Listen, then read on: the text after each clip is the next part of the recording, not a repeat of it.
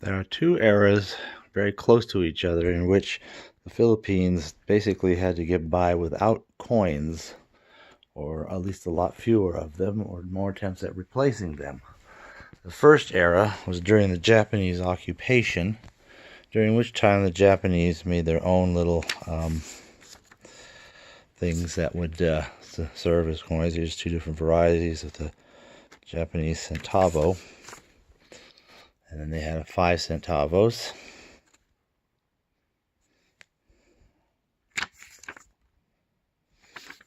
And a 10 centavos.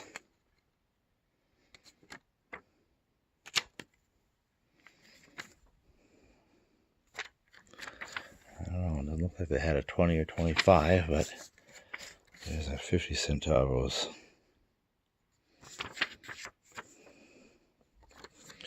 As well as bigger money, but this was just like the equivalent of their coins. And did they do, but the Philippines also had at least some of this. They had their, what they called it, guerrilla currency. Now that mostly focused on the things from the peso on up. Usually no higher than about 20 pesos. But they did sometimes have a 1/4 or 25 of a peso or 25 centavos. So that kind of began at 25 centavo as a denomination. That would show up later on in 1958. And here's a 50 centavos from the guerrilla era. One other thing, though, that was still going on, somehow kind of aside and insulated from all that, was the leper colony, which, having made all those coins, now decided to make these paper currencies. So in 1942, so here's a 1 centavo, and they'd have some sort of thing on the back with the stamp so that you know it's real. And they had a 5 centavo. There's all our stamp. For some reason they didn't make a 10 centavo, but they did make a 20 centavo. Continuing therefore the, oops, this one was split the other way. Okay.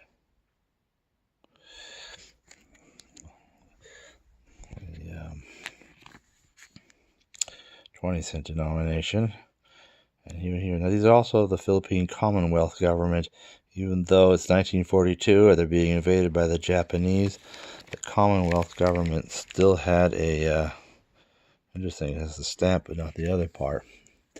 So during this World War I time, where you either had the occupiers' currency or the guerrilla currency, and of course the Culion Leper Colony had their own distinctive currency, was there anything to serve as anything like a coin? No, not really.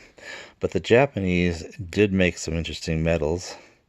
Jose Bresciano Laurel,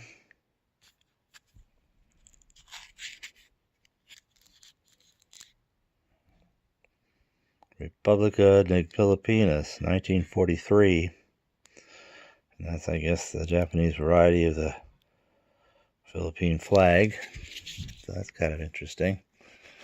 So this one seems kind of reminiscent of the 1936 50 centavo. Well, in this case, it's the Japanese emperor facing Laurel, I believe. Republic of the Filipinas. Saragonia. Taga. Oh, well, let's see. Maybe I can. Well, at any rate, 1943. And it has this beast this side. Kalayaan. Kapayapayan. And Katarungan. So that's the second laurel medal. And there was a third one made in 1944. Again, showing Laurel's face as before. And this time, though, Ikesang Ayong Agka Atag. Now, Republic of the Filipinas, 1943-1944. So they made these medals. And then after the war, although we made so many of the Commonwealth coins meant to last a long time and to be still usable, even after they're their own nation. And they did circulate quite a bit. Some of them are still seen in circulation in the 1960s. But to supplement that, the bank, organized in 1949, decided to create these paper monies once again. Here's the 5 cent. Okay. They also had bigger paper monies, but those were always just paper monies anyway. These are normal like coin time denominations. That's also the 5 cent, a different signature a little later on. And the 10 cent.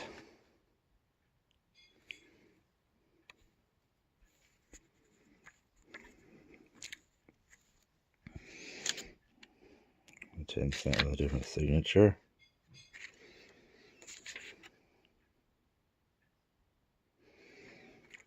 And the 20 cent.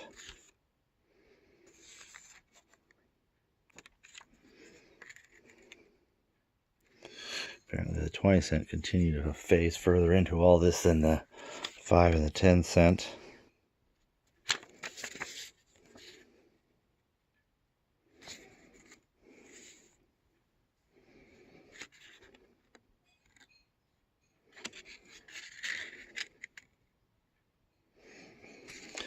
And then even a 50 cent was made, at first consistent with the other denominations. And not made at the beginning of this era, by the way. And then they decided to introduce a half peso, a little bit more consistent with the larger paper money. But then finally the English series coins came along and there was no need. So we're looking at an era from maybe 1949 until, well, 58 when the coins came in. Again, there's no coin. The nearest thing we would have to show of that status would be this medal commemorating Gilbert Perez, one of the greatest collectors of Philippine money, at least in his lifetime. He certainly had a lot more of the ancient stuff and the Spanish stuff and so forth. There wouldn't have been a whole lot of more contemporary stuff, though he is believed to have owned one of the few known 1910s 10 centimo pieces. But all of that had to be left behind in the war when he was lucky to get out of the Philippines with his life. So this was actually made in about 1952, actually, to commemorate his life by the Philippine Numismatic and Antiquarian Society. So it's kind of neat to see that. But that's kind of what there was besides the coins. So that's another bit of the Philippine economy, replacing or serving in the place of the coins during the first the Japanese occupation, and then again between the Commonwealth era and before the Republic could start making its own regular coins for itself, or at least having us do that for them. So that's just a couple of other interesting Philippine periods.